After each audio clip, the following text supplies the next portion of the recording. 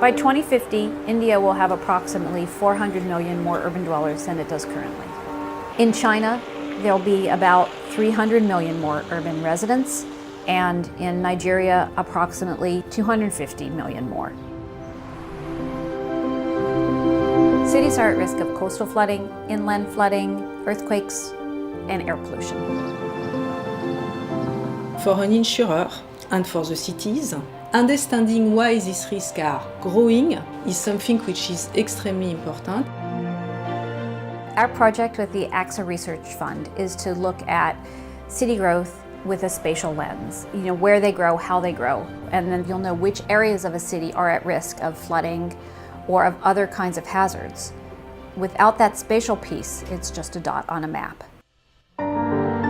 This is the population of India in roughly year 2000.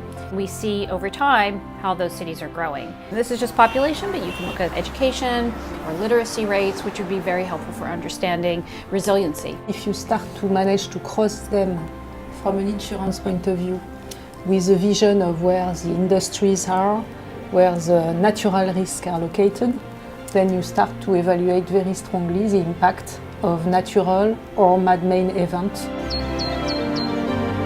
We know from the data now that we don't expect land to become any less scarce in the future. We might expect it to become more scarce, largely because of the climate vulnerability coupled with the demographic pressures in cities.